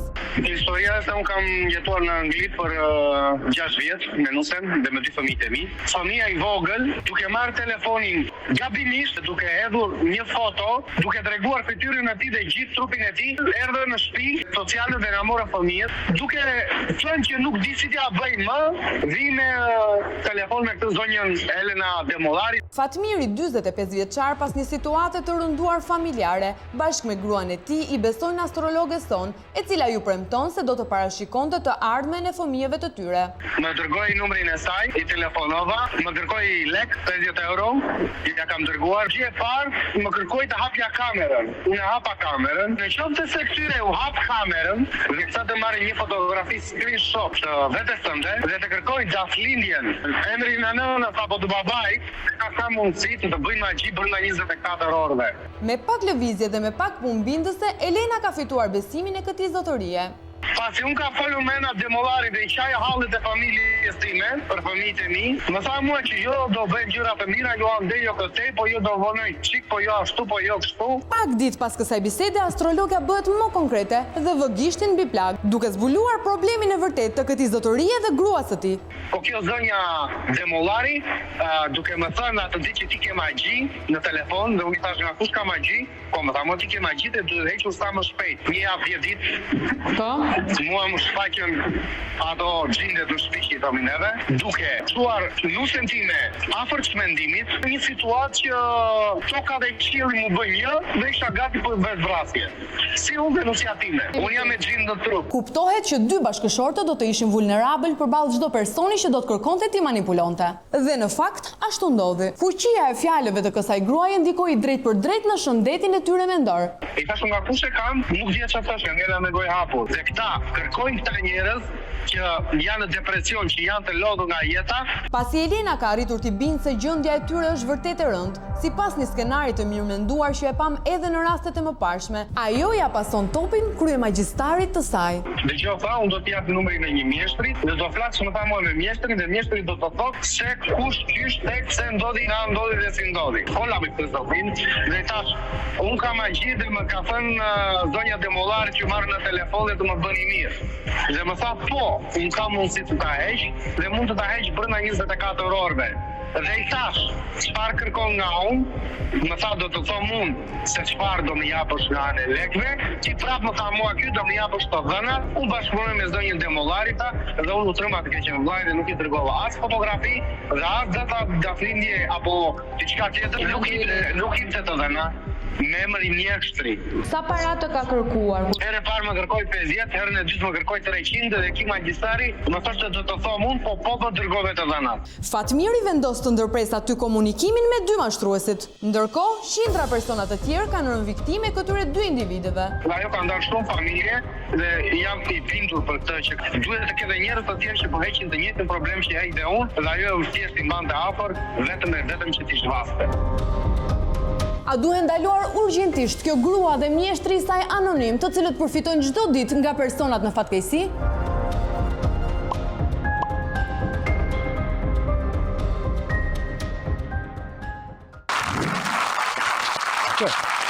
Pra, e pohon dhe vetë që e ka solucionin, por nuk e përdor në situata kurthesh. Po, dy janë misteret e momentit, Flor. Ku e kanë fshehur uraniumin iranianët dhe ku e ka fshehur solucionin zonja Demollari. Ndërsa për atë postimi, me varre, unë nuk e prisja. Se mirë Avi dhe kameramani. Dakor, po me jonën çpate.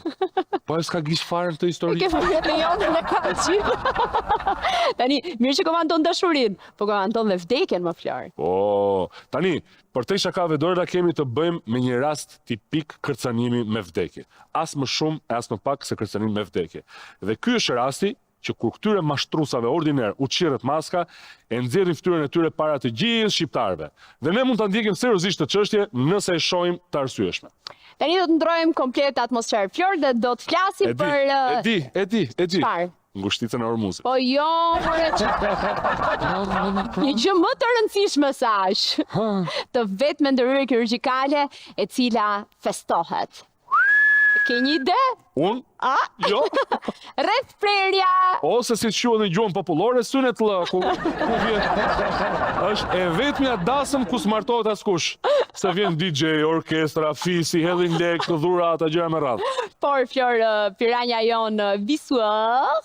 Çka ka thënë? Nuk e shumë shumë sy të mirë, synet rikun. Do ketë vuajtur. Do ketë vuajtur, i shkreti djallë.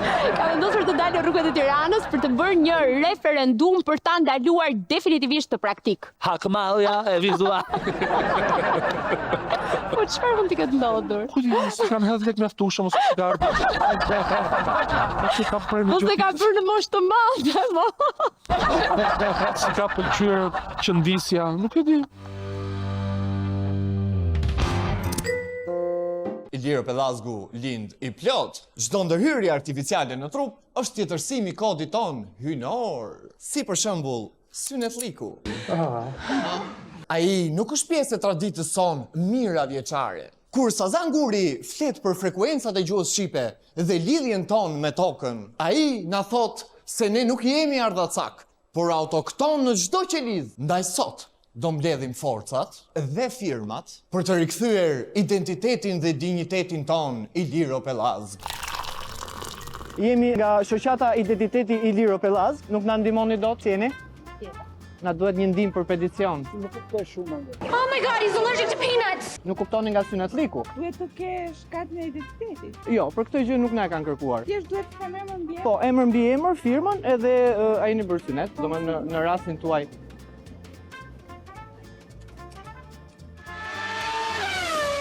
Dhe peticioni është për ndalimin me ligj të synetliku që i themi neve në Shqip, ose të gjymtimit të organit seksual mashkullor. Dhe na duhen ca firma për ta ngritur si problem. Çfarë është problemi pas keni pasur?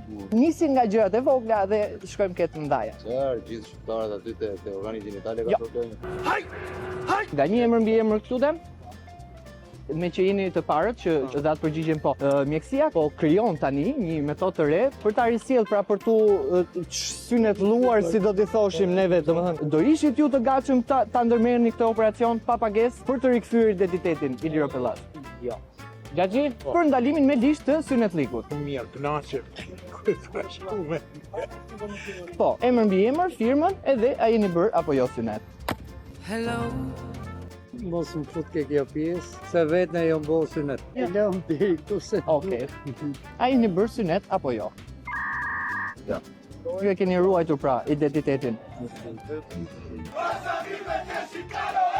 Ju lutem, na duhet vetëm emër mbi emër, firma edhe a jeni bër synet, ju patjetër që jo, kështu që thjesht jo.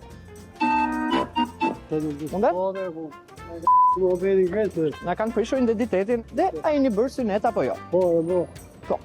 Po, mjekësia shkon në pikën që mund ta rikthej pra lëkurën e prerë nga organi seksual. Po, a do ishit dakord? Ja, dhe mos simplifikoj sa punë më. Dikush e do lëkurën, dikush nuk e do. Dikush e pret, dikush e mban. Po. Futet mjekësia e përzjet. Ka thënë dhe Alen Deloni dikur, të marrëdhënie të burr. Po. Është jashtë natyrës njerëzore, ka thënë.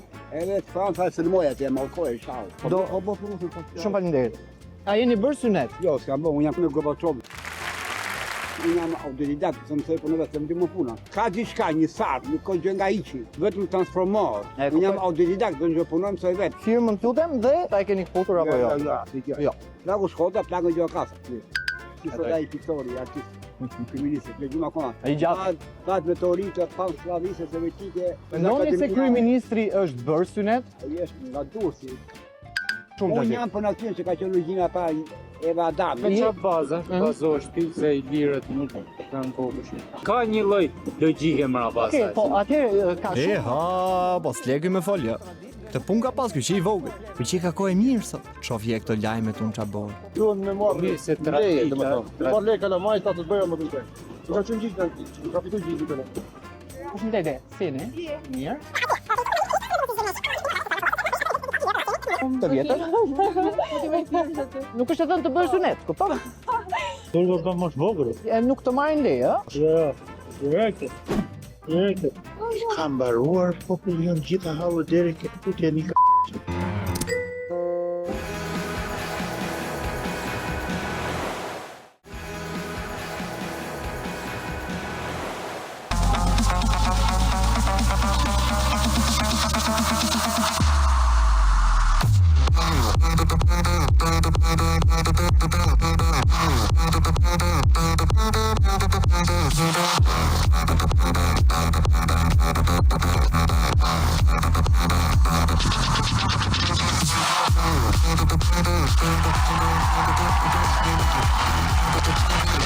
Falenderojmë.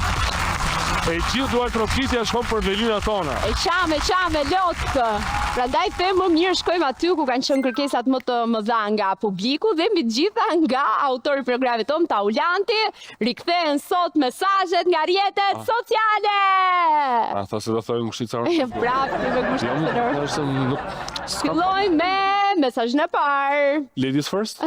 Dodo 225. Unë mendoj se piranjat i bllokojnë komentet. Po është e vërtet? Me thënë drejtën, unë se kam fare këtë dyshim, se i kam thënë 100 herë ma fshini i koment, se fshin kur. Tani, liria e mendimit nuk është liria e ofendimit. Mos i ngatroni të dyja bashkë. Por ja, komenti jot është aty, kështu që ne nuk e... Se ma bllokojmë komentet ne? Pse se djeti? Ne kemi blokuar mjellin me asfalotoksin. Ne kemi blokuar manjak e tjera me radhë. Jo, po ne ja zëkna qoftë. Çdo koment që është ofendues, do blokohet. Kaq. Kalojmë te mesazhi i dytë, komenti i dytë. Bukurie e muça. 5658. Shumë gabim ju piranjat. Kjo nuk është për ju.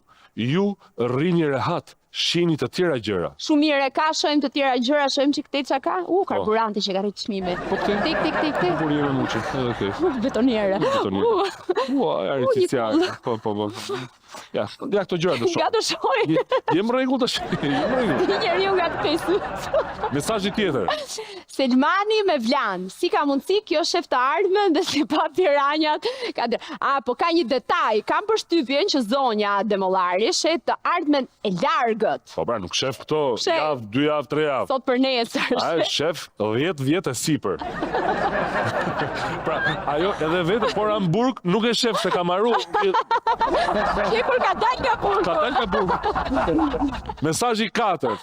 Eriseld. Si përfundim, avokati erdhi, lind pyetja. Ky është misteri. Misteri pasi ja ka solucion apo jo. Si më lindi pyetja dhe avokati nuk erdhin. Po lindja është gëzim. Si nuk shkoi ky avokati? Me qallafi, avokati nuk erdhi. Nuk erdhi? Nuk erdhi. Jo, po pse na i preve krahët kështu? Gjë që tregon që zonja Demollari nuk pas ka avokat fare.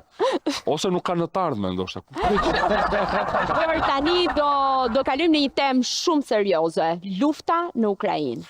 Konflikti i përgjakshëm në Ukrainë mbushi 4 vjet, 1400 e kusur ditë terrori, qytetet të shpartalluara, miliona ukrainës të shpërngulur prej shtëpive të tyre e qindra mijëra jetë të humbura nga të dy krahët. Vetëm ukrainasit që kanë humbur 1 ose më shumë gjymtyr të trupit llogaritet të jenë 100.000 vet. Piranjat kanë qenë në Ukrainë ditët e para kur nisi lufta, sot do të rikthehemi për të vizituar edhe një herë vijën e parë të frontit, parë nga sytë e një luftëtari të huaj që braktisi rehatinë e shtëpisë së tij për t'i ardhur në ndihmë ukrainasve. E ndjekim. 4 vite më parë, në mëngjesin e 24 shkurtit të vitit 2022, nisi ajo që shumë kush mendonte se do t'ishte thjesht një kërcënim i Putin ndaj Ukrainës. Por shumë shpejt u kuptua se gjërat ishin shumë më serioze dhe pushtimi rus u kthye në një luftë të gjatë, të përgjakshme dhe thellësisht transformuese jo vetëm për të dy vendet, por dhe për gjithë Europën. 4 vite luftë, 4 vite alarmesh ajrore, raketash, dronësh dhe jetësh të pezulluara mes shpresës dhe frikës. partita la sirena. C'è un probabile attacco aereo sulla città. Ka luftë në afërsi të Kievit. La vicinanza delle sirene determina l'allarme dove colpiscono.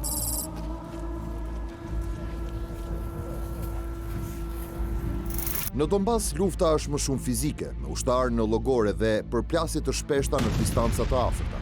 Ndërkohë që në Kiev, betejë bëhet në qiell, mes dronëve dhe raketave ruse dhe çadrës mbrojtëse kundër-aerore të ukrainasve. Sfortunatamente in Donbass, a differenza di Kiev, di solito colpiscono e poi suona la sirena, perché sono troppo veloci gli attacchi. Perché siamo molto vicini, sono solo 20 km il fronte.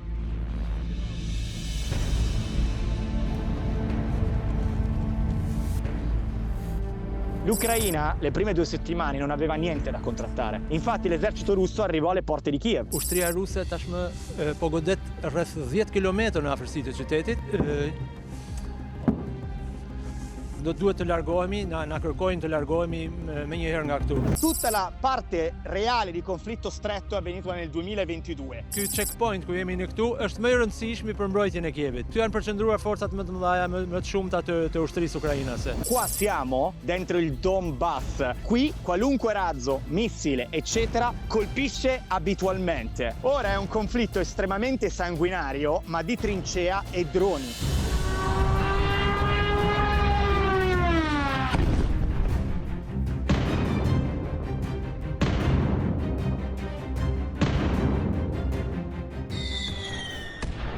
Ne ishim gazetarët e parë shqiptarë në Kiev, ndër të parët nga i gjithë bota, në ditët kur raketat binin çdo mëngjes dhe çdo mbrëmje.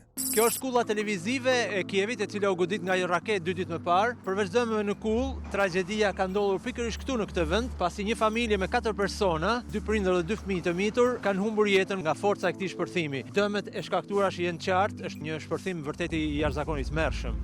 E pam kryeqytetin e Ukrainës në ditët më të errta, kur banorët largoheshin me mira dhe gjithçka po boshatisej. Sa po hym në territorin e Ukrainës, pra pikërisht në pikën kufitare, ishin rreth 20 autobuza me refugjat lufte.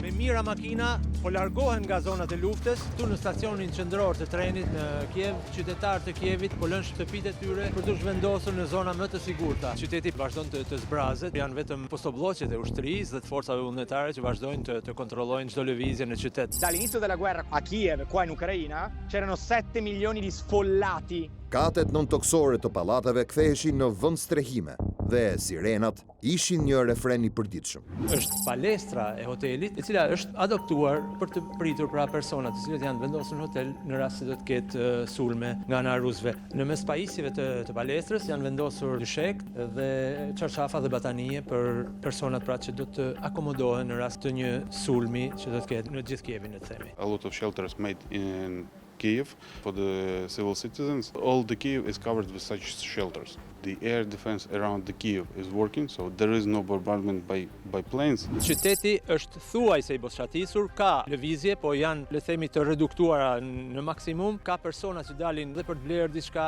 në ato pak markete të cilët arrin të furnizojnë ose qëndrojnë të hapur, sepse ka shumë markete që janë të boshatisur. Billboardet janë të vendosura, shkrime të mëdha ku i bëhet thirrje NATO-s për të ndërhyrë. Io vorrei che questa situazione devono sapere tutto il mondo perché vogliamo aiuto. Në këto 4 vite, Ukraina me ndihmën e ndërkombëtarëve ka investuar fuqishëm në teknologji ushtarake, duke modernizuar sistemet mbrojtëse dhe duke prodhuar vetë dronë zbulues dhe dronë goditës.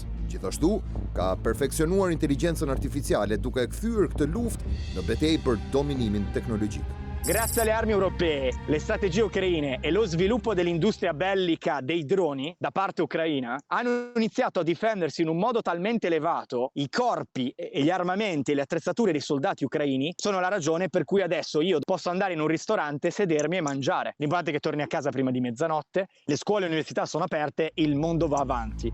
Kievi i ka kaluar këto vite në kërcënimin e përhershëm të bombardimeve. Befasisë dhe pasigurisë së parë, sot ja ka zënë vendin dëshira për të mos elçuar qytetin. Mira familje janë rikthyer në shtëpitë e tyre. Jeta është rikthyer pavarësisht anomalitetit që sjell lufta. C'è stato diversi attacchi, ma la maggior parte degli attacchi, grazie ai Patriot, l'antiaerea americana, ai SAMP-T, che è l'antiaerea italo-francese donata agli ucraini, la capitale è protetta, è tornata a vivere. Sot, lufta në Ukrainë mund të etiketohet edhe si lufta e dronëve. Efikasiteti I tyre është I frikshëm. L'Ucraina è la maggiore produttrice autonoma di droni del mondo, batte la Cina. Militari ucraini nella loro stessa casa producono droni con le stampanti 3D e ne producono a caterve, a centinaia, perché ne vengono distrutti a centinaia di migliaia di droni ogni settimana, sto parlando, non ogni mese, ogni settimana.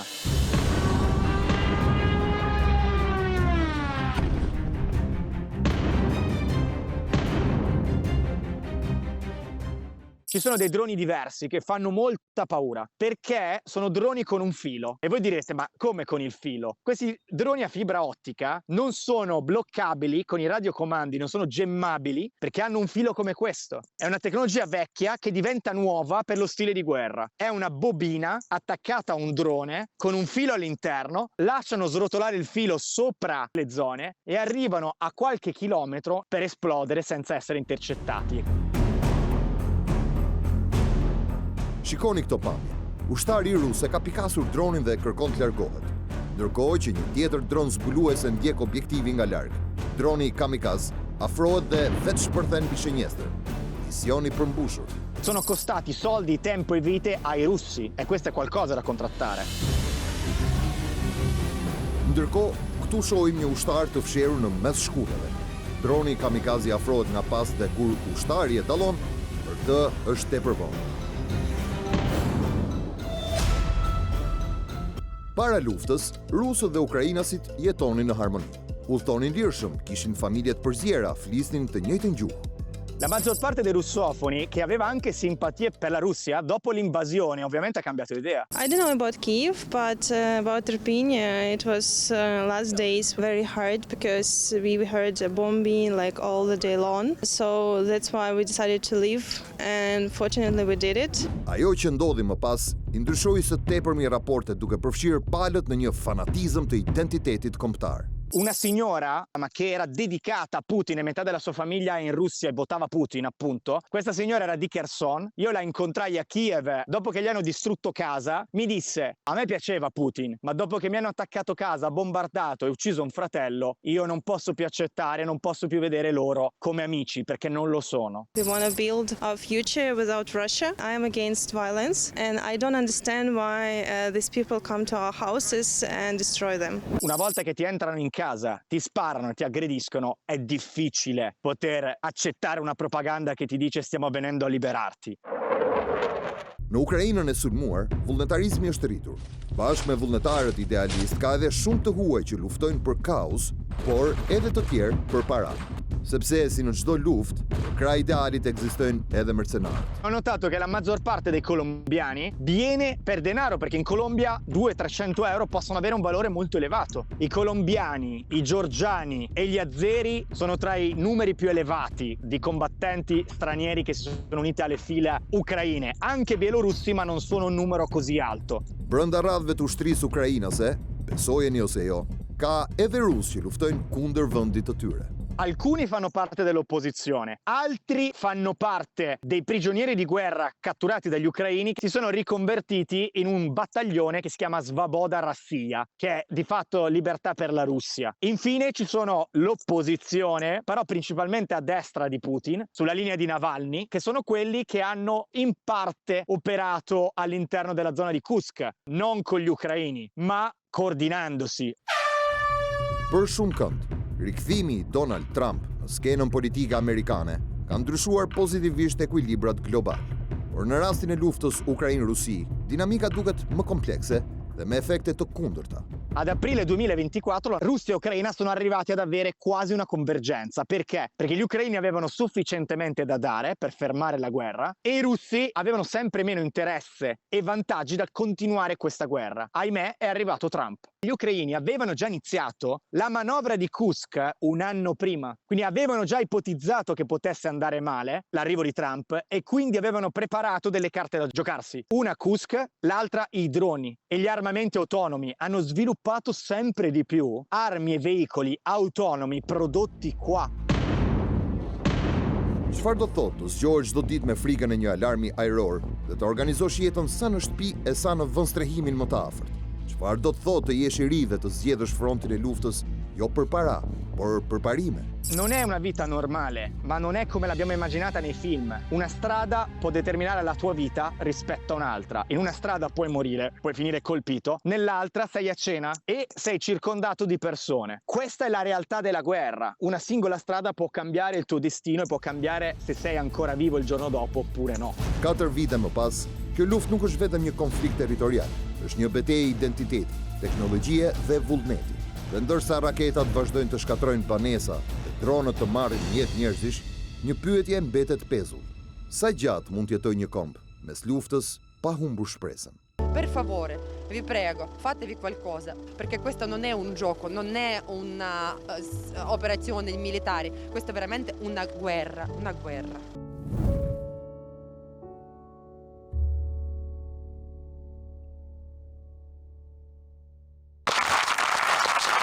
Reja tek algoritëm, kolegu im në fund për sot. Së dashur miq, do shihemi javës tjetër me kismet. Si me kismet ma? Po me kismet, mos e si di. Ja. Edhe po jo më ja. Për breshër, edhe na prish të pushimet. Gjithsesi ne kemi gjithmonë një paralajmërim shumë miqësor për t'ju bërë. Kujdes. Piranjat kafshoj!